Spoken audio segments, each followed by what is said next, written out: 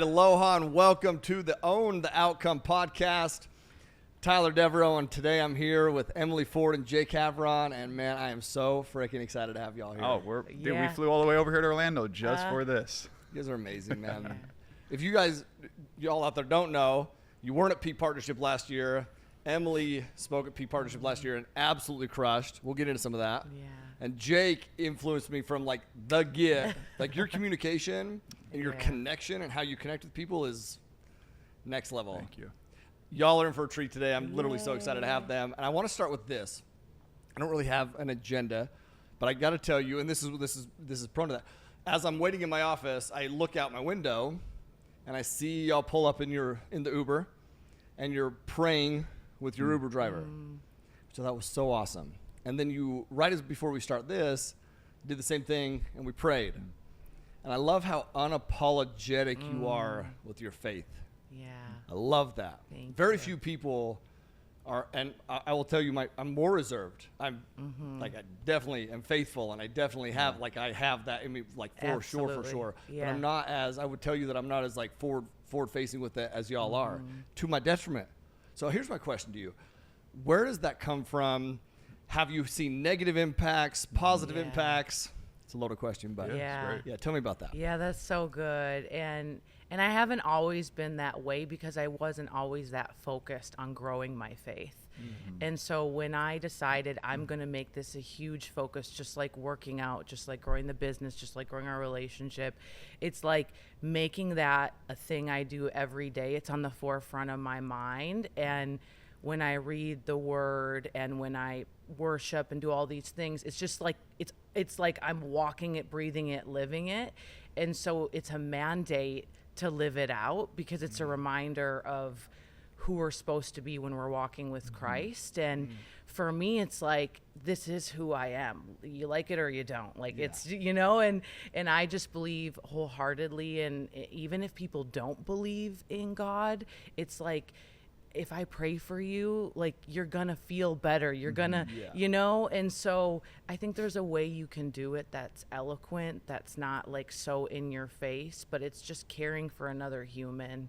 And that's I believe we should show up every day. That's powerful. So, yeah. And I'll add into that. It's really great. So this Uber driver, it's funny at first because, it's an older van, and I was like, we're in a little well, we have 3 luggages because he just spoke yesterday at an event. We're going to the Bahamas to do some from here. fun business plus work or so I was play, just whatever. Where's the, we typically do black one on, but I was like, okay. But the moment I see the driver get out, I see he's wearing a hat that says Jesus is my boss. And I was like, there's something to this. So I embraced, and we sat in the car, and I was like, sir, who's your boss? And then he just lit up. And but the thing, to answer your question, is he was a prime example of this because he was sharing stories of how he connects with people. And he was sharing about a guy that was mad at God yesterday, and he was having this conversation, and he was like, I'm not here to get all extravagant with my faith to people that aren't ready to receive it. He's like, I'm not saying, amen, you should believe in Jesus. He's like, no, he's like, I know how to even be quiet yet powerful. And he says sometimes my ministry, when he's in this car, he said sometimes is I play worship. Who can say no to worship, even if it's subtle? Sometimes he plays ministry and listens to a preacher. But he was talking about this. He says, when I feel the Spirit and I'm listening to this, sometimes I have tears coming down my eyes. Sometimes I'm just quietly saying amen. And he said, I notice people resonate with that more because I'm just being subtle, but they're seeing an emotional change within me, and now they're wondering what's going on. And that hit me deeply, and I actually got the full chills right now thinking about that, because that's how we should do it all in life. We don't have to be preaching the gospel so boldly every time. When we're on stage, I was talking to 1,000 HVAC contractors. I'm not going to go preach the gospel and say anything, but the subtle little innuations and the way I lead and I'm an example of, that sometimes speaks more about you being a believer versus you trying to force it down on them. You know what I mean? Great answers. Yeah. Great answers. And I think that's what's so powerful is a couple takeaways from that. One is the Uber driver. No matter what your role is, no matter where you're at, whether you're on stage or driving an Uber, you can make an impact. Amen. What I love about this dude is he knows that and he takes responsibility of that. Yeah. In Maui, Hawaii, there's one of my favorite terms. It's called kuleana. By the way, my wasn't gosh, I wasn't born, yes, but my I was gosh. raised in Maui. So I almost forgot about You that, guys bro. have your Maui ties. yeah, if you're watching, obviously you could tell that I'm Hawaiian, right? No, I'm the total opposite. Me and Tyler are like those Hawaiian brothers over here. Always, bro. Yeah, but continue. Yeah. continue. Yeah, so kuleana, Yeah. which is take responsibility. Yeah. And that means wherever you're at. Wherever Yeah. you're at. Love and you guys that. have done that in your lives. Oh, Yeah. straight up. And you've helped other people do that. Amen. So let's talk about this, okay? Let's talk about your journey a little bit from Maui, where you guys met together, from Midwest. Remind me again. Minnesota. Minnesota, yeah. You're good. Oh, well, if I was good, it would have Yeah. been Minnesota. Hey, Yeah, don't be making her say, "Don't you know?" Oh, stop. Sometimes Yeah. it comes out. A So little. he was like, because he played college basketball in North Dakota, and he said, I will never be with a Midwest chick. And he finds me in California. Yeah. God works in beautiful yeah, ways, man. Yeah, I started in entrepreneurship when I was 23 and built a massive sales team in the network marketing health space. And I was working on my laptop and I was staring at the frozen tundra, Minnesota, the frozen lake. I lived on a lake and I was like, what am I doing here? I don't need to be here. I could go anywhere. And so I'm like, I'm going to go to Santa Monica, California. And this was before lockdown. It was a little cleaner then. It's not so clean right now. But anyways, I was like, I'm just going to go for a month. I need some more write-offs anyway. And I got there and I was like, there's ocean, there's people running. You can just go to the gym. Everyone's free. And it was like a challenge for me because I kind of I worked the Midwest so hard and built so many teams that I was kind of bored. you outgrew I it. was bored, honestly. And so I was like, this is a challenge. And then I got to LA and I'm like, people say things, but they don't actually do them. I say what I do and I mean what I say. I'm going to run circles around these. So it was like, it was so fun for me. So anyways, living in Santa Monica for a few years and then living the single life because I had a breakup where I was like, you know what, I'm just going to focus on God. I'm going to focus on my health and I'm going to build an empire and that's it. And I'm like, I know what I want in a man. And if he's not showing up, then there's just like no wasting time. Yeah. So basically I went to the ocean on January 1st, wrote out what I wanted in a man. Whoa, and let me add one thing into that. Okay.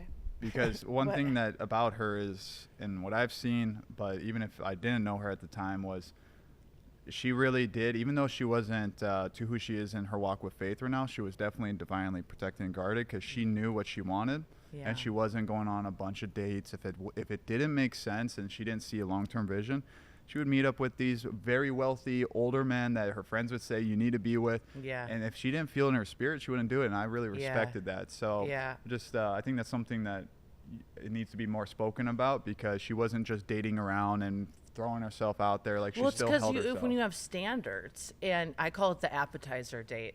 So I'd go on the dates and I was like, okay, this guy's a mess.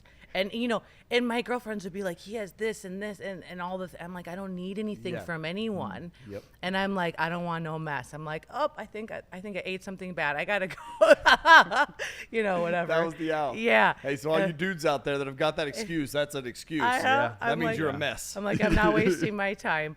But what I wanted in a man, You went to the beach. even being like a powerful woman, I wanted to be led. We still want to be led Okay, tell me more about that. and need to be led.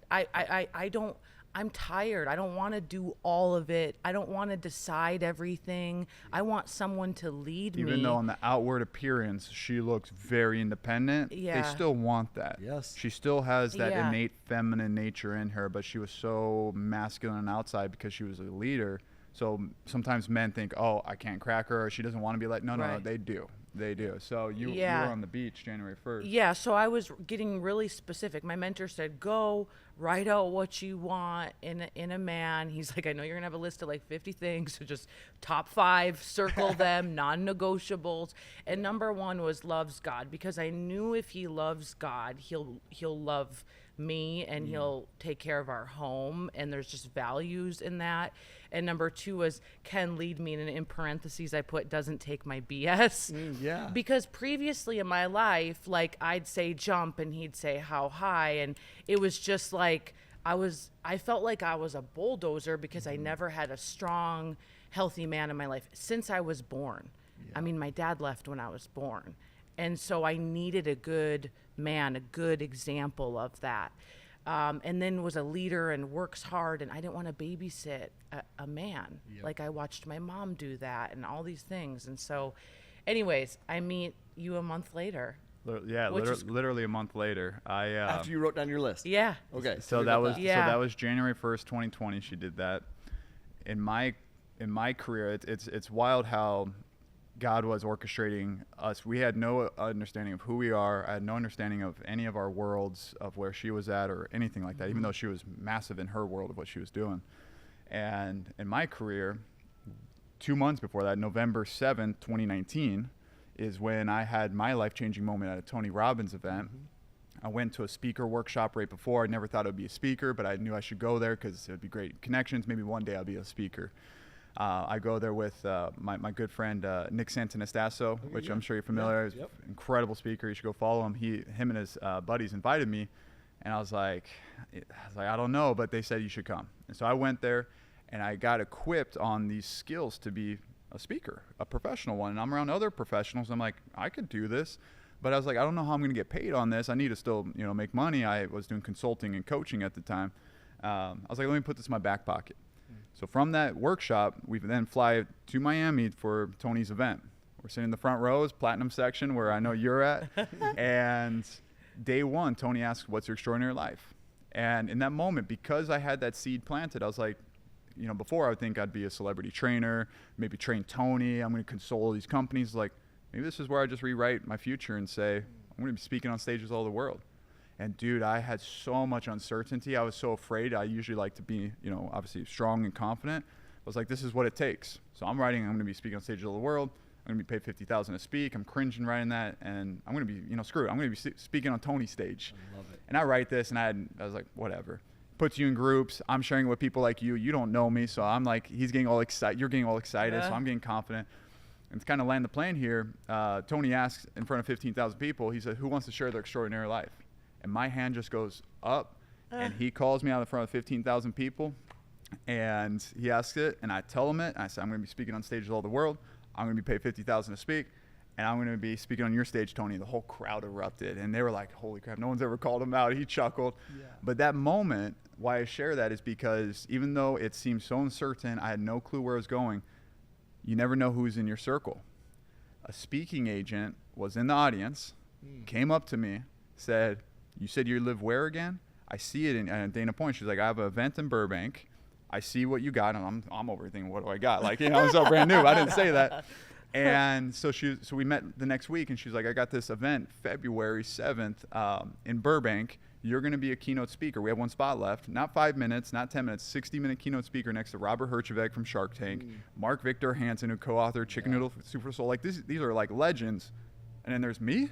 Who? But I just accepted it, and I went all in. So that was February. She writes down in January what she wants. End of January, I join and partner with her health and wellness company because I had a lot of clients that need supplements.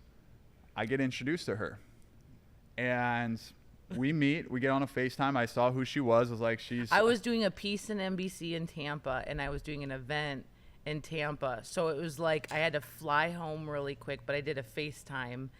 And I was like, who is this guy?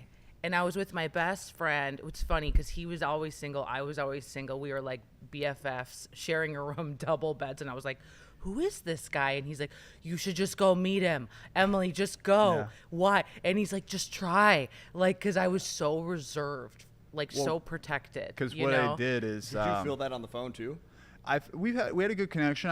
My mind, I was like, don't flirt, Jake. She's professional. Like, take it slow. So I'm over there. But then I was like, I had a table of 10 for the gala on the third night. And I was like, okay, I need to leverage this because I want to invite her. It was 4 days later was my event. Okay. So that event that I got. You have to. Yeah. Yes. So I'm value stacking this. I'm like, I got this plastic surgeon, top in the world sitting here. I got this guy who speaks for Tony. So I'm like, hey, I got one spot left. I'd love for you to, come by if you want to come, see my keynote, that'd be great, but come be a part of this gala and make connections.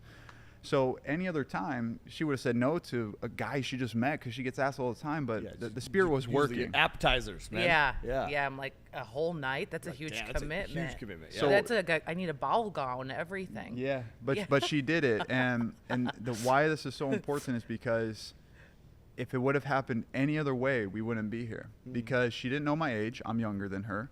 She didn't know that was my first keynote, anything like that. So she shows up. The first impression that happens is me getting on stage in my most peak state, right? So yeah, you were like masculine. And in my, well, thank you. I'm all masculine You're always most of the time, but it masculine. wasn't my most But, like, masculine, right? yeah. But that's what allowed for her to be not having walls up. If we would have went on a date, she would have walls up. She would have been finding reasons to be wrong. But it was so just like uniquely orchestrated that she was able to receive and see me on stage. And I'll tell you what, I was not impressed with how I performed. It was my first event, but she was still around. She thought it was good. So the rest was history. For real though, were you impressed with how we performed, or what was your, be honest, like real take? Well, it's so funny because we see the video footage and I'm like this. They're, but my camera guy, he was, he was working for me, but the one moment he got of her, because I wish there was more footage, because no one knew that this would be here. The one moment where in the audience, it literally, I still have it to this day, she puts her hand up and is like intrigued, and I was like, that's the moment I need to see. Nothing else. Here's what I was impressed with. You were strong and certain, but you had a big heart. And I had been in an arena where it was like ego, this is how much money I make. It was just so try hard. And I got to see like both. And that's honestly what made me most attracted to you. And then because I watch everything, even when you don't think I am, that's just how I am. And there was a dinner after the speech, and he was with clients he was with family, and I was just we didn't know each other. I was observing how he acted with his grandpa, with his clients, and I was like, this is like a stand-up guy. I was watching everything. And the last thing to land this plane is yesterday when I was speaking at this event, one of the pillars of influence I taught about is the importance of body language. How does the body speak? And I make it very applicable in business, sales, influence, leadership. But I give an example of, even for her, when we first met, went to hug her, because I'm a hugger from Tony's events. I learned just to embrace, and I've learned my, I learned my ways to do that now, especially being a married man. But, but I would go and hug her, and I'd get a little side hug, and I was like, oh. But I respected it because I knew that she does that for all business encounters, which is very good. Dinner ends, give her another hug, side hug. I'm like, I'm not cracking her, whatever, it's fine. I walk her out to her car, we're with other friends, but I take her out at the very end. And we had the gala the third night, say that, I'll see her there. It was going to be professional. There was no flirting, nothing. I go and give her one more hug, and all I feel was just her shoulders drop a little. And that moment gave me all the progress I needed to know that there's something that's going to happen. I love it. But I picked that up, and I was like, that shows something. And so anyways, that's where we're at, and the rest was history after that gala. And and then the world shut down. 1 month later. Got to hang out for a while. There's so much to unpack from what you guys just said, man. Like even just the little things of you're looking for cues that feed what the goal is, what the overall goal is. And I got to tell you one thing. I've never told you this, but I think we went to dinner. Maybe we went to dinner, and I think this is the first time you told me the Tony story. It was definitely a dinner. Yeah. And that was super inspiring to me. It was, bro. And I saw you guys at a Tony event in November. Yeah. And you guys weren't like, you weren't in the you were invited to Tony's event. You were sitting with all the celebs over there, right? Yes. Yeah. And I remember the story. And I remember you saying, stood up, I'm going to speak on stage. Like, and now I know you do speak on stage. You do. Like, even hearing you say that, like, it was awesome, because I'm going to speak. And now that's what you do. Like, that's what you do. But I got to tell you this, at Tony's event, like, I want to be the best speaker in the world. That's literally what I want to be. Yeah. That's it. So that's what I wrote down. Like, that's it. Oh, I love it. But one thing that I did that I was inspired by is, how, everyone's standing up and they're, they have you, you're shouting out your affirmations, your purpose, your state. Yeah. Well, I was on that, like the back row of that front section. So there's a gap, which was so powerful because what I did is I turned around, instead of facing the stage, I faced the crowd. And what I was saying, at this point, so you can see all the people and like visualize this that. This is my stage. Yeah, I'm on stage. They're all here to see me. That's what I'm visualizing. That's what I'm taking in. And as I'm doing that, everyone's doing their own thing. They ain't focusing on me. Yeah. But as I'm doing that, somebody comes up to me and says, "Are you Tyler Devereaux? Man, you know what?" And starts telling me that that they've been to one of my events and they've seen me, and it's Come like on, man. it just cemented it. Yeah. Come on. And I'm telling you, Yeah. I don't think that would have happened had I not heard the story. I really don't, Wow. because that's Thank like you. so. No, thank you. Yeah. That's what I'm saying. Sharing your That's story is so- powerful. yeah. It's awesome. Yeah. So, I love yeah, it. So good. It's awesome. Yeah. Y'all just got married. We didn't even say that. We should have let in with that. Oh yeah. But married, well, what, a few months No- now? Yeah, November. November. Yeah, almost 6 months, I would say. Yeah. You had just barely got married before the Tony event, right? Yeah. Yeah. Yeah. So Yeah. awesome, man. So awesome. So let's talk about that, because you work very closely together. Yeah. And I mentioned this even off camera, but I recently got asked a question on one of my coaching calls, and they said, what advice do you have for couples working together? Yeah. Yeah. And I said, I haven't done that. You know, my wife, Britt, and I, we are a freaking team. Yeah, you guys are. Very much You so. are. She's amazing. Yeah. But she's not like she's not, you know, it's like, Yeah. it's a so how Yeah.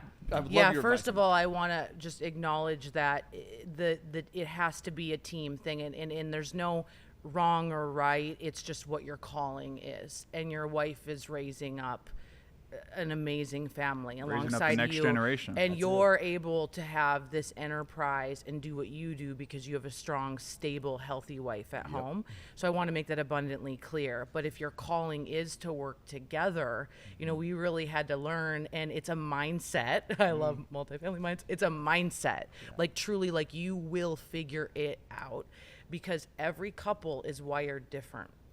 Him and I are so similar, it's scary.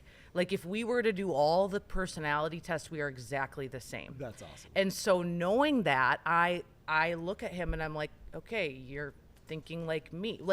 So I know like how to handle him, and he knows how to handle me. But what I'll say is we really had to learn in business that we have to have proper business meetings. And this may seem so elementary. This is so great. But every single Sunday afternoon, like we do the church thing, all that, and then we study our calendars. And I learned studying my calendar from David Meltzer. Like I've been studying my calendar for over a decade, but Shout now out I to have David Meltzer. He's Yeah, a stud. David. Yeah, but then I had a partner come into my life, and I'm like, he doesn't study his calendar like me, you know. So basically, what we do every Sunday is we have our personal life meeting. So when's the cleaner coming, like the normal stuff, flights, like, you know, what's going on in our life. Oh, your parents are coming to town, we're doing dinner. So there's no like sudden things in the calendar, because that like throws me off sometimes.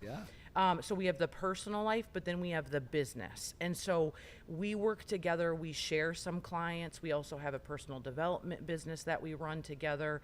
There's things we work together on, and then there's things separately we're on. And so we have a full meeting, and we always have our top 3 initiatives. So every quarter I know, what am I drilling? What am I focused on? What's the revenue goals? And so we stay on course with that. What do you need to do? So we come with our notebooks, and he knows, okay, I need to go do this, and we write it down. And so we're on the same page. It's major. And this meeting is life-changing, because then we go into our week, and we execute. We know who's doing what, when, where, why, all that stuff. Life-changing. Now we have other little rules that, you know, we really have stuck to. Let me add into the Okay. calendar, and you can continue on Yeah. that. I'm a spontaneous guy. Many obviously examples you've seen already, and my Achilles heel is also organization because of that. And so I've had to really break my patterns, and I'm not even close to where she is, but I break my patterns of the spontaneity with disorganization. We're following what she does. It's helped me massively. But what I've noticed more as the man in this relationship is that if I don't do this, then she feels chaotic, and that's not worth it, because now I feel worse. It makes our relationship worse. So even though it's tough trying to stay organized, I see how it affects her, either positively or negatively, if we don't have those meetings. And that's why it's now like a non-negotiable. And she still has to text me at times like, hey, let's get that meeting in. And I'll say, okay, I'm working on some things, whatever. But like, I know now we have to do that. So it seems so subtle, but it's more than just for our life to be better. It's for like her sanity to be like locked in and not all over the place. And that's the role as a man. I have to sacrifice my own, needs over here to be able to serve her in that way. Okay, I want to just drill. That is gold. What you guys just shared right there, the meeting, and that you care about the meeting. Because here's the thing, I'm you, you're Brittany. When it comes, Brittany's spontaneous, and she has never been on time in her entire life to anything, And I'm like, meeting starts here. You're there 5 minutes early. Like, let's go. Like that's how I am. I live by the calendar. It's like So, but what I love and I'm so grateful for about Britt.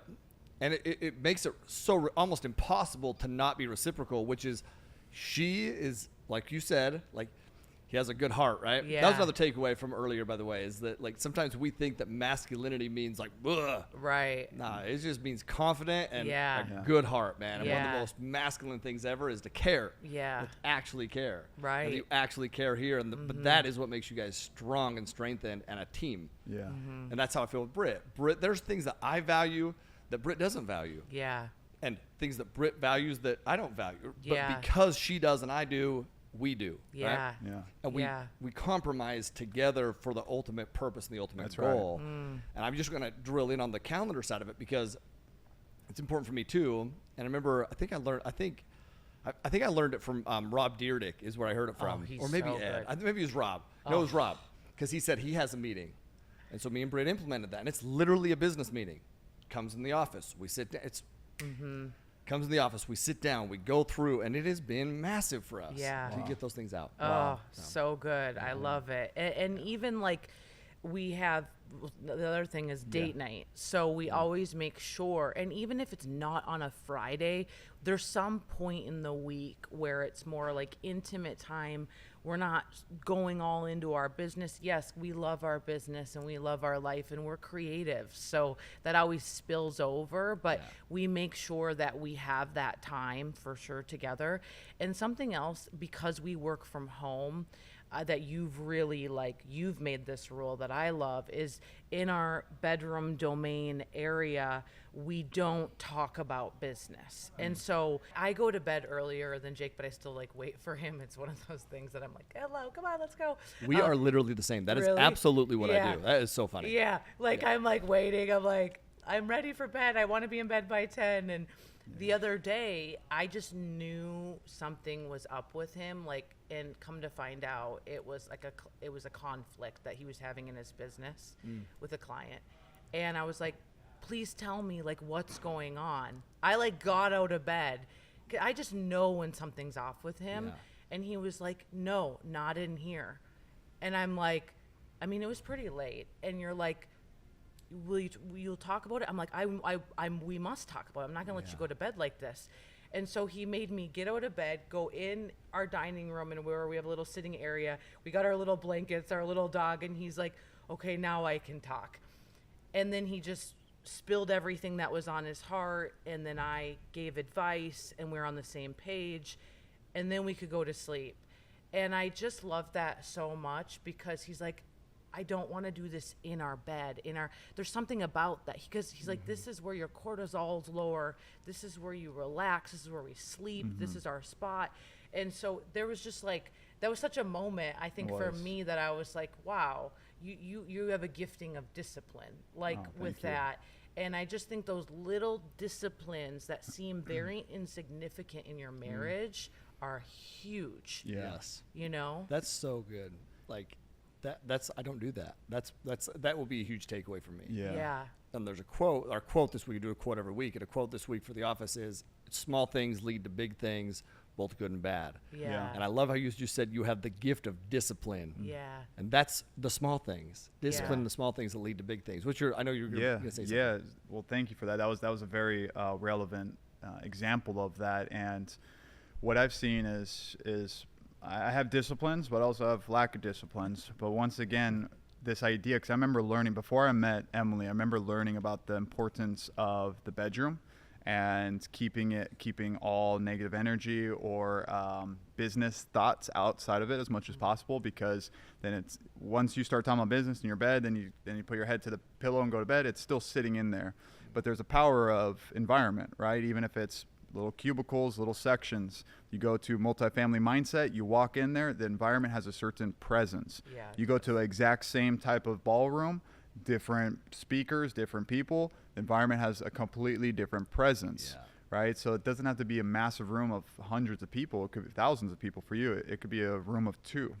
And so what I've really learned the importance of and then saw when we also failed on doing that is how, once again, it would affect her more than me, because she's more emotional than me. I have emotions, I'm an but empath. she's very empathetic. Yeah. So I would see how that would make her stay up late at night or not be able to fall asleep, and it's like, because those things go through her head. So I had to hold that standard as the man. I like to call it standards, not rules or boundaries. I like to call standards. Boundaries feels suppressive. It feels like there's limitations. rules. Yeah. Standards allows for unlimited opportunity or an abundance, but there's a standard. You know, even if you go back to Genesis 1:1 or Genesis 1:2, basically when there was the Garden of Eden. The Garden of Eden was there was one standard basically to hold, but there was boundless amounts of opportunity and abundance around you. The funny thing about that is most people, even Adam and Eve, they had all this abundance around them, and they focused on the one thing they didn't have. And we see that today in our own life. Fact. How we have all this blessing, and you have to keep reminding yourself every day, and you have to keep. That's why the Word of God is so important, to understand what the truth is, because we live in this beautiful environment and you could still focus on that one fruit you don't have. Yeah. And once that enemy comes in and gives you a little bit of deception, you now realize that you're not living an abundant life. And that's the same in marriage. So that's why there's certain words have power behind them. So when I say boundaries or rules, it feels suppressive. That's why a lot of people feel locked up when they say that, when they're in a marriage. But I like to have those standards, not just in that's relationship, good. but life. That's so good. What's your fruit? What's your fruit that you're honed in on, right? That's so, there's abundance that's Yeah. so good, man. That's like, I literally, as you're saying that, I'm like, that's a keynote. That right there could literally be an entire Oh, keynote yeah, it topic. You could. know, it's like, Yeah. that's that. By the way, I learned a ton from you guys at dinner. I was asking you guys speaking questions because you're both prolific speakers, very Thank good you. speakers, and how you simplified the speaking process. Do you remember the framework? Tell a story, Yeah, the 3 T's. tell a story, Yeah. teach a principle, Yeah. And then And- equip them with behavior, with or the a other T. Training. Tool. tool. Yeah, that's what it is. Yeah. It's a tool. We call it the Tools. 3 T's or the SLS. Sometimes SLS is a little easier. So tell, teach, tool, or story, lesson, strategy. And that framework, even when I spoke yesterday, when I reverse engineer what I'm going to teach, because I expanded my keynote. It was a 2-hour keynote, the first time this event's ever done that. And I'm like restructuring. Keynote was 2 it. hours. It was 2 Yeah. hours, so it's Wow. more experience. So I add in a 4th layer, which is the A, SLSA, activity. Most times you don't have time for activity, but yeah, SLS. So honestly, sometimes people overthink it, but that's how you get powerful in what you speak. So anyways. So good. Let me tell you, I love that, bro. I literally remember like being like, oh, geez, grab my phone, run it down. You were. And it was awesome. It helped me for peak a ton. And then what else helped me is you spoke before I spoke. You spoke, I think, day 2, and then I came on day 3. Yeah. And your activity that you did, that was a takeaway. You talk about the activity. Yeah. You spoke for us for an hour, crushed, and you did an activity. And that activity people still talk about to this day. Because when I think of a keynote, I'm fairly new as far as keynotes go. Like I've done Yeah. trainings full 3 days. I'll go, but that's like, Yeah. it's just different than Yeah. an impactful keynote. Yeah. And, we believe in transformation, and everybody learns differently. And most people, though, just talking at people, if there's no physicality involved, if they're not moving their body, if they're not having to write something down, go inward, it doesn't leave them changed. And so I always try, no matter what I do, is to do an activity with them, because the speech is not about me, and it's not about you, and I it's want not about everyone you. to listen to this because Yeah. this is also a huge It's- thing, and this is real. What you're about to say, I already know because we've talked about this, and this just radiates through both of you. Thank and I want you. everyone to listen to this part. So many people want the mic, but they want it without realizing it for significance or to feed their ego. They want to be a speaker. They don't have a message or a mandate for people to change people. And I was coaching a woman the other day that she was like, I want to be a speaker, and I want to be on this, and I want to be on that. And I was like, I love it. Why do you want to do that? And she's like, because I want to be on stage. And I'm like, but why do you want to be on stage? And she's like, I just really think I could do it. And I kept drilling, and she couldn't really tell me like a message or a mandate, or I've learned this and I feel called to share it because I know it's going to change someone's life. And I just said to her, I said, I got to give you some honest feedback. I really believe you need to get out there and build something.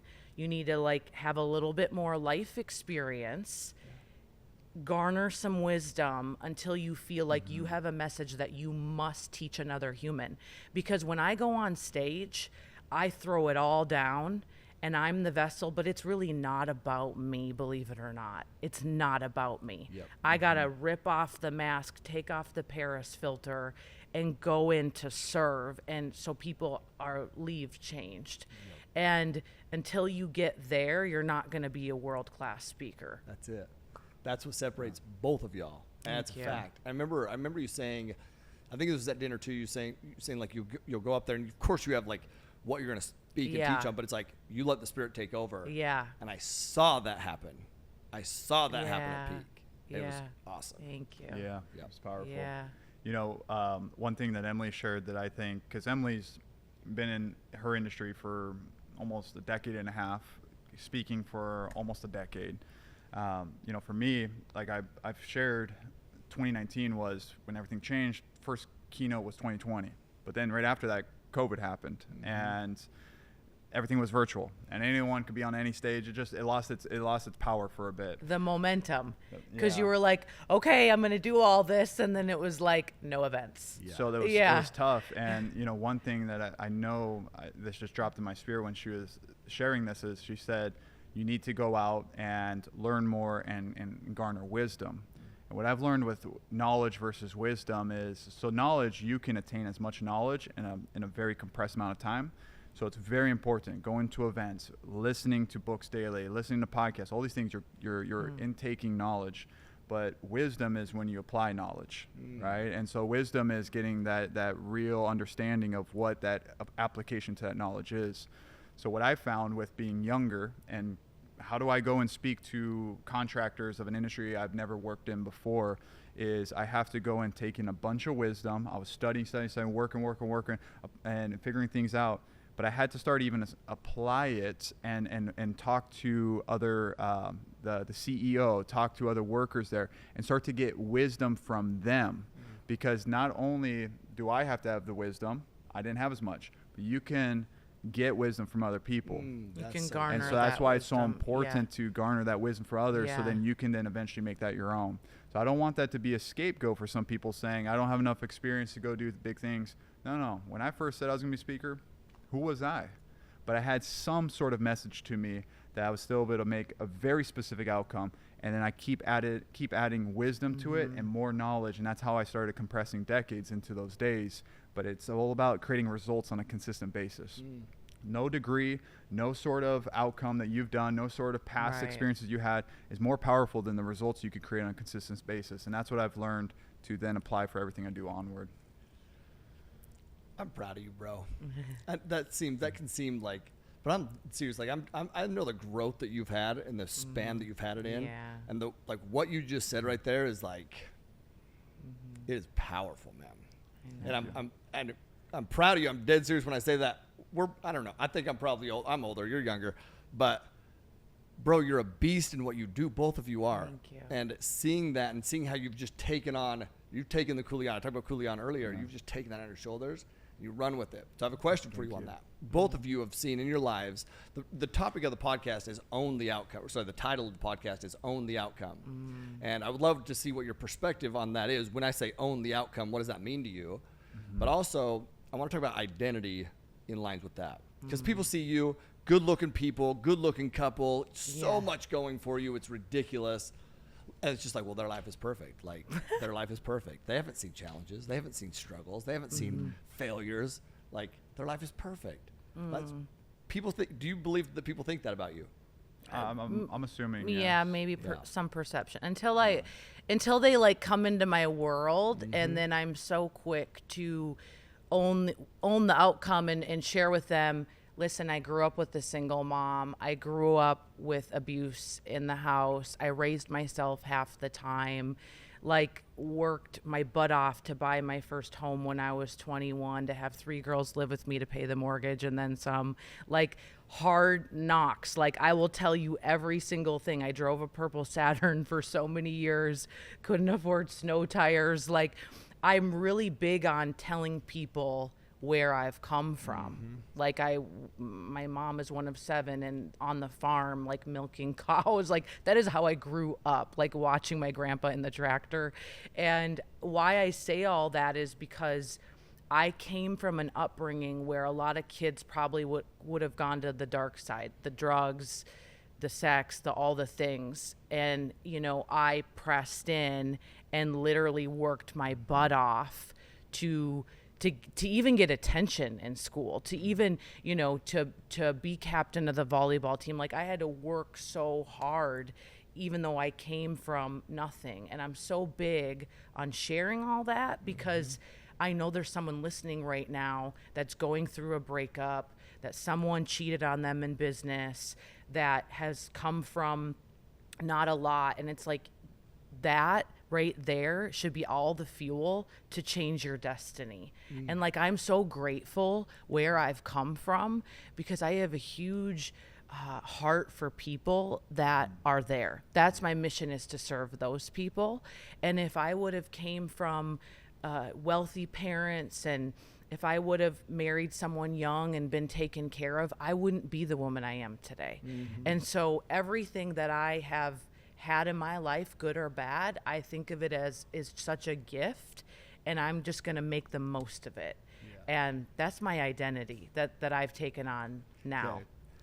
And we'll come up here and drill home on that this. down. That has a lot right there. So a good whole though, life right because there. you mentioned, you know, somebody cheats on you on business, somebody, you know, and that's your sign or something. It's your sign that it's time to, how did you say that? It's like your sign to be able to like take control of your life and like do big things. Yeah, because the thing is, something's gonna happen to all of us. Yes. I remember my first assistant, and it was a big deal to like be a young girl and to get an executive assistant, and she would come to the house, and we were having a huge meeting in Minneapolis, like hit fire code. It was, you know, because we're doing all these business opportunity meetings. And I remember someone said, your assistant is trying to recruit people for another company. And I was like, wait, my assistant, who I've given a job to, she can work from home. She has a life of freedom. She doesn't have to work corporate America. She's stealing from me. And I was shattered.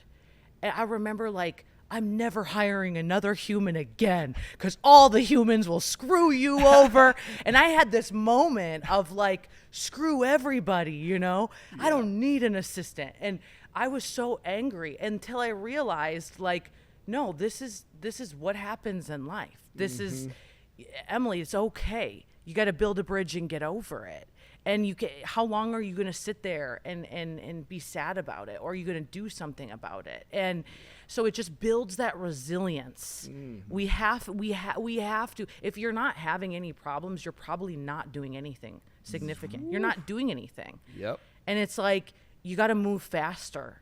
And I think people just milking it way too long. And it's like, you have to keep going, you know? And it's like, use that as fuel. Use that as #lessons to continue to build, you know? Dude, that's exactly it, man. That's what I wanted you to drill in on, because it's as the moment happens, as this trial, as this challenge happens, owning the outcome is moving forward regardless of it. It's like, actually, almost because of it, right? Like what you said, it's like, that's part of your story. It's like, oh man, this is going to when I overcome this is actually, I'll tell you, this is the narrative that I play along the journey a lot. Yeah. Because I have lots of challenges. I have lots of trials, probably going through some of my biggest as we're speaking right now, every single day. But the narrative in my head is not, oh, this challenge or this trial or this person. Right. It is, man, when I overcome this, I'm going to be able to help even more people. Yeah. Getting through this, when we get through this is going to be an amazing story. It's like so many people are obsessed with the finish. They just want to finish. I'm obsessed, and I love the process. I love the process because that's the story. I love telling stories. I love creating my own story. Yeah. And so do you. It's because you have a purpose behind it. That's right. Yeah. I love you said resilience too, because you're coaching program is about fortitude, correct? Yeah. You're- both. This is both y'all's Yeah. company. Yeah, combined. Okay. So I want to talk about fortitude, what it means to y'all, but I want to come back here on the outcome as well. Yeah. Thank you for sharing that, Emily. That was awesome. Absolutely. I'm sure many, you've probably got many answers about own your outcome, business, all these things. You know, what came to mind right away was the outcome of this relationship, right? When we met, we had. You're right, Emily. He's freaking the best. I know. But this is the reality, and I think most people overlook these types of things, that the way you do business is most likely the way you do relationships as well, and vice versa. And for her, when I met her, and then we went to the moon from that gala, you know, I somehow got her to kiss me on the dance floor, and the rest was history. At the gala? At the gala. Yeah. Which, It was like Cinderella. She felt like she couldn't even look at me. I didn't know all these things, but I was like, why is she not looking at me? She's sitting next to me, and she told me after, she's like, I just felt like a schoolgirl. Like Oh my gosh, stop. She was like, I couldn't look. But I'm over here freaking out. Like, why isn't she looking at me? Are we not like cool or anything? Anyways. But That's so great. But went to the moon, and I've never told a woman I've loved her before. I held that L-bomb. I called the L. I was like, I held it. It was only for my mom, and Aww. she was the first woman I felt like this is the time to tell her, the only, one and only, yes, forever. And my outcome from that moment was, she's the one. And I had these limiting beliefs come through of like, Jake, you're only, you know, at the time I was like 24, you're young. This is, you know, is this too early? Like all these irrational thoughts. But I was like, how can you like not think this is the one? She is the whole package of what I've been looking for. She loves God, she's beautiful, and she has purpose and drive. I was like, you only find 2 of the 3 at most. And so what happened is things go to the moon, and then she had her own thing she was working with that she could maybe add in a little bit after. But she then started to try to pull back because it seemed too good to be true. She started to wonder, when is he going to mess up? Is he trying to put on a facade? All these things. And I'm over here just like pouring my heart out, loving and also holding that attention. But then she would like try to break up with me. We would be like amazing one day, and then I would get a FaceTime. This was in very, very early phases. Get a FaceTime, and she's like, you know, in tears, like feeling all these emotions, and I'm over here like, what is going on? Yeah. But the thing about that, and you can add into it, then I'll share. You want to talk about that little part? Yeah, I want to share this because I came from so much trauma, and I want to share this because a lot of people watching this has also, whether their dad left, whether they're abused when they were little, all the different traumas that are out there. Yep. And I didn't heal from it. And when people say time heals all wounds, that's not true. What you do with it, how you do it, if you face it, if you actually, that heals wounds. So the first part of my life, again, just grinding, and then got into business, and I was like, wow, I can really put my head down and crush this. I didn't heal certain things. I didn't even know. So when a man arrived that was like, I'm going to love you unconditionally, this is what it looks like to be the man of the house, all the things, I was like, there has to be something wrong. Like I drew the swords, literally. And I'm like, what are you going to do? I didn't even know what that even I never had the model of that. Yep. So I wanted to, crush him before he crushed me, basically. And that's what put me on a quest to really discover what happens before the age of 18 in our life and how it affects us in our adulthood. And I was like, I am determined to heal mentally, spiritually, all of it from all of these strongholds that have really kept me from withholding love. Like it's really kept me. And so I think people listening, like not enough people tell this story. They don't. Because, for me to be in my 30s and be like, oh, I have all this, but I don't have this, and here's why. I mean, it's like showing all your cards, right? Yeah. And as the man in that moment, so she's going through all that. Something I can't control those things. She has to have her own journey, and she did. I'm great. That's why we're together, because she stepped up as I also stepped up. But in that moment where she's telling me she wants to break up with me, after a few times, that could really deteriorate you as a man. That can make you really feel like she's either crazy, she obviously doesn't want this to happen. Like, you could start creating these excuses. But because I owned the outcome, that I knew that there was no plan B with her. I knew I had to find a way. And I also learned the deep understanding of the masculine, feminine, understanding that she is obviously feminine to her core. That's why I'm very attracted to her, because I'm naturally masculine to my core. But there is a lot of masculine projection. And when her walls go up, her feminine's trying to get protected, and she's trying to push me away. That's what it does. It's like an immature feminine. It tries to push you away. The masculine comes up. So I knew that the moment, so her masculine's way up here. If you can see, I'm raising my hands up. The moment her masculine went up there, I could not deter and go lower than her and my masculine. The moment that happens, I lose all polarity with her, all trust, all connection, and she will continually stay masculine.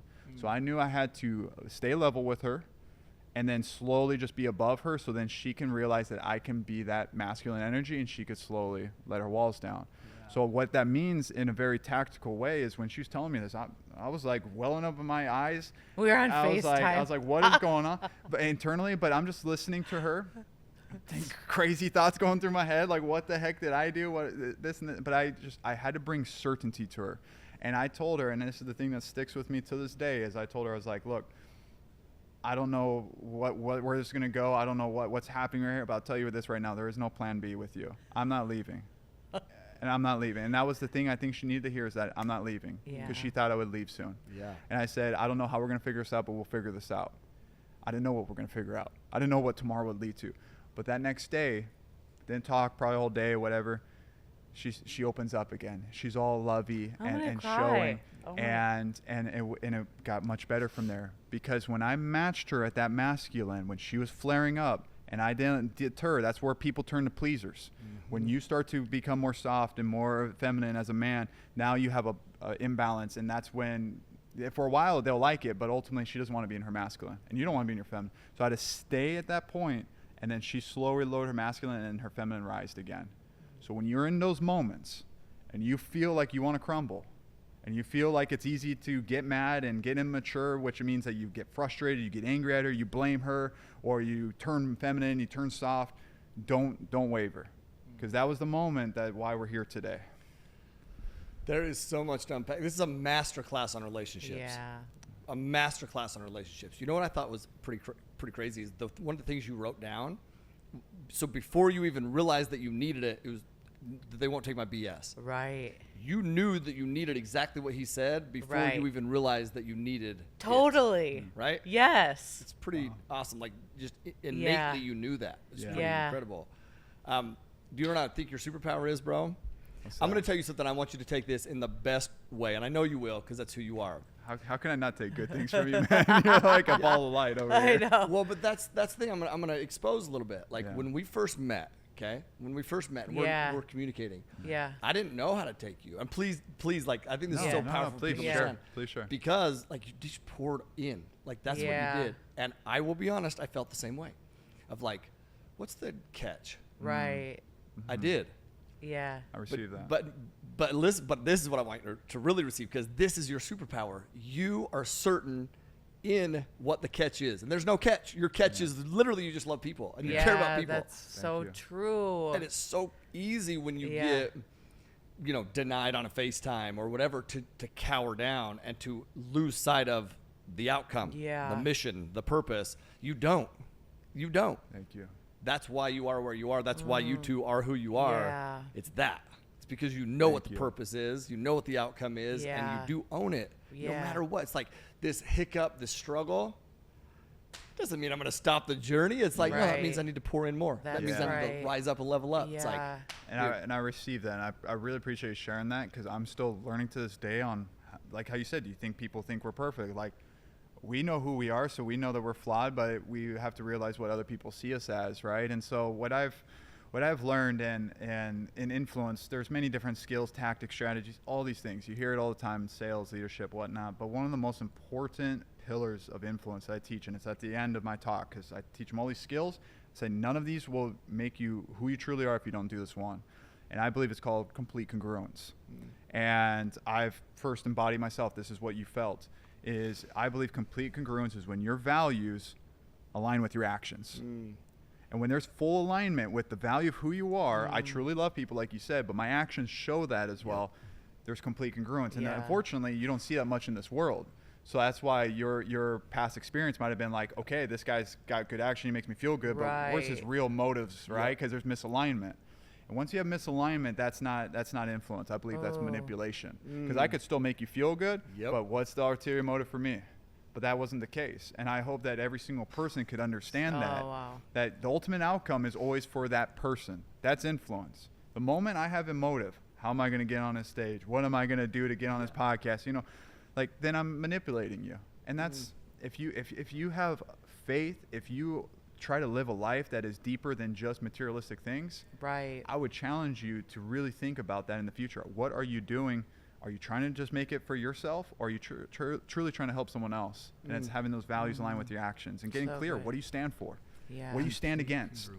What do you want people to say behind closed doors when you're not there? And lastly, like, how do you want to be remembered by your loved ones? If you write down those, that's what I literally do in the audience. If you write down those answers and you really think about what you stand for, if you can't think about that, write what you stand against. It's easier to think about what you stand against. And you get clear on that, and then now you find ways to act on that, you're going to realize that you'll have deeper values than you may think. So I appreciate you sharing that, because that's what I every day try to embody. I'm not perfect. I mess up. I do things where I'm like, shoot, I should have said it a different way. I should have handled that situation. I was ignorant. But that's okay, because we're human. That's it. You just pivot and you apply and keep moving forward. So good. Damn. Like, that's so awesome. I know. Yeah. It is. And when you're not in line with that, I don't even know how long we've been going. We've probably gone a long time. I could talk to you guys for friggin' hours. So bear with me. I'm going to be respectful of your time. I've really one or two more things. Keep rocking. So good. Which one of those is this complete congruence thing? Because I believe that when you don't live in line with your values, you say one thing, do another thing, you will have turmoil in your life. And I think people, there's so many thought leaders, influencers, speakers, people with the mic. There's such a disconnect, and it's like they're one way on stage and a whole nother way the minute they get off. You know, because you've met tons of them. So I mean, it's grossy Josie. You slowly see them start to crumble, like they're saying these big ulterior things, or these big things on social, and then you realize a couple years later they're getting exposed. Like, you can't just stay the track. You can't fake it anymore. Back in the day when they didn't have iPhones and everything was captured, and honestly, people can feel it, but it's more and more people are getting exposed. And it's like, I just feel it's like pretender nation, poser nation out there. You know, it's like, if you can't be the same with the Uber driver than we are with Tyler, like, I just think it's like you don't have the right to be doing what you're doing. Like, you shouldn't be preaching then, you know? And so that's just a heart check for people. And I have to check myself too, because we're business people. We get, and I get focused, and I'm like a racehorse, and I have to remember, like, there's people taking care of you, Emily. There's people, like, because I get so focused. I sometimes understand why certain people are like that, but you have to remember, like, God is love and God is everywhere, and these are God's children, and no matter what their class is, their background, like, how you do anything is how you do everything, you know? And it's just like, I just think more people need to like do what they're preaching on stage. Amen. And that's what bothers us. It's what stirs her spirit, as a probably better way. That's what gives her passion to go and bring a solution to that, because she feels that pain. I feel the poser nation. But you were gonna say. But I agree with that so much. So I'm sure you see it all. Like, man, if you pay attention, you see it, you know. But my question was, and you actually kind of led into it a little bit even right there. But my question was going to be, in this moment, okay, when you feel yourself, like you said, you know, I've had some trauma, and I'm like, I want to make sure that I hurt him before he hurts me. My question, the minute you said that, because I can relate to that. Yeah. I mean, I just can. Anybody that's been burned can probably, or has trauma, can relate to that. Yeah. So my question is, where did you become, or how did you own that outcome in that moment? Like, how did you because you're very self-aware. Is what I'm saying. Yeah. Like, even when you know, like, I'm a racehorse, but Yeah. then you are able to be self-aware. How did you correct yourself in that moment? Mm-hmm. What did you do? And was it because he just kept pouring in, or is it something Yeah. that you focused on to change you? Yeah, I realized that if I kept being this way, then I would lose the very thing I loved the most. So I had a quiet moment, and this is why we have to do morning routines, or we need to spend time. And in that spending time, I got quiet, and I realized if I don't heal from this, I'm never going to be in a healthy relationship. And it's taking radical responsibility. Truly. It's just like with business. I would look at the numbers and I'm like, we got to get higher recruits. I'm not going to like expect anyone to do it if I'm not doing it, right? That's a business concept, but looking at it from my life, I'm like, I am the only one that can do something about this. Yep. But I should not lean on my own strength. I need to lean on God's strength. And so I just went all in on my faith, and I found a place of healing, a spiritual place where they really believe in using God to heal you. Some churches are more superficial. I found a place that was just deep in healing. Well, and the Holy Spirit was really active. And I said, I just want to be healed. And so I went to work on that and just dove all in. Like I would dive all into my fitness stuff or anything. Yep. And I'm like,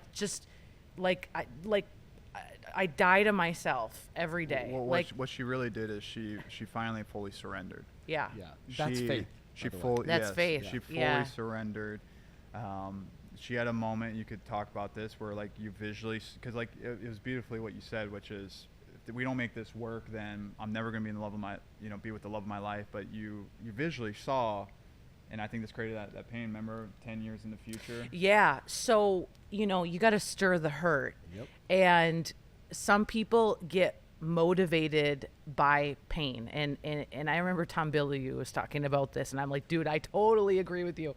I get motivated by thinking, like, I imagine like having nothing, not being able to fly on a plane anywhere in the world and see the world and give back the way. I imagine it all gone, and that motivates me. Okay, whatever, I'm weird, that works for me. Okay. Same. Okay, so I remember laying there in my bed. I imagined 5 years go by and we're backstage at an event. I'm getting ready to speak, and in walks Jake, and he's the next speaker, and I'm like, oh my gosh, that could have been my husband. And like I imagine like seeing him, and like he's with his like wife or whoever, and I'm still single, like whatever, miserable in that way, home alone at night. And that pain of like losing him, what could have been, made me run back, like literally run back. We could film a movie. In fact, we should. Let's give it a little more time. Yeah. And that's why I was like, no, like I had something so good, and I ruined it. I tried to ruin it. And so it's like, get real with yourself. Yeah. Yo. She got real. Real. Then she surrendered. Yeah. So she gave up all these ideas and beliefs of who she was meant to be, but she got plugged into a very Holy Spirit-led church. We were already kind of in church, but it was kind of superficial. But then she got around the right people that were able to pour in her. She got to really feel the Spirit work in her, and so there was a deep, it's as a human, it's hard to describe. You can't describe the spiritual to the fullest extent. Like there was a deep spiritual change within her, which for me, there was some also hurt from the constant, trying to sabotage back and forth. And you respect yourself. Because that wasn't the first moment. We had beautiful moments. We're talking about the small, tiny moments, right? We're emphasizing those small moments. We have beautiful, extraordinary moments, and we love everything we do. But there's those moments that really tested us to be who we are today. And that healing was the only healing that could fully allow for me to fully trust her. Because it's like I didn't see it. I felt it. I felt this like spiritual, like full trust that I know that she's like all in for me now. And it's so hard to describe, but that's what she had to do. She had to fully surrender and get in the right environment and really be like receptive to the Spirit to work through it. Like that you say, you being cleansed by the blood of Jesus, like no one really understands that, but it was a cleansing. Yeah. And I think in culture is so messy right now. Like women in culture, like even women in business, or they've lost like this art of like what it means to be a godly woman, and they have the wrong notion of what it means to be submissive. And I started to like really learn what it means to be a godly woman, and it changed my whole framework. It changed my whole mindset of like, no, there's honor. Like there's great honor in being a wife and being submissive. And I just want women to know that like you can still go do something, but simultaneously honor your husband. And what does that look like? And it doesn't mean you're weak. It doesn't mean any of that stuff, but culture has just screwed it up. Yep. And, you know? and take note on this. I want to take this to you. She just said the word submissive. A lot of people cringe with that. She's doing everything she is today, stages of the world, building businesses, crushing it, but she still sees herself as submissive. Submissive does not mean that you now just lose your life and you just go and only be there for your husband. No, submissive means that you're in that state she just described, but she's still crushing it. And I feel that submission in the sense of where she trusts me. I don't see it superior to her. I see myself line in line, right? And the moment I see above or below, there's issues. But I feel the trust. The submission is that trust, and that's what allowed us to now be in a position we are today. So so damn good. And I love how you said above or below. Both of those are horrible. And being submissive, really going all in, is the epitome of faith. That's what it is. Like, wow. It's the epitome of faith. Like that is the confidence to go all in, knowing that even if there is hurt in the future, even if that does happen, right, God's got you. Yeah. You're good. Yeah. It's for the greater good. Yeah. It's like, and that full faith is like that protection mode that we're in will ruin your life. It'll ruin all your relationships, everything. That's why faith is a critical component. It's going in with faith means, well, confidence means with faith. Yeah. And so it's like going in confidently with faith. But I love how you got there. You got there by projecting a different perspective. Like when I look at your story, it was a different perspective. One perspective was he may hurt me. The other perspective that you went down and you allowed yourself to go down is, well, I may hurt me. Yeah. I may hurt me. It's all perspective. Then you changed your environment. You got an environment that was powerful. You know, just a more powerful, open environment. Yeah. And then your attitude, your actions, you're all all of in. it. And then coolly on to that responsibility. Like that's what you did, you know? Yeah.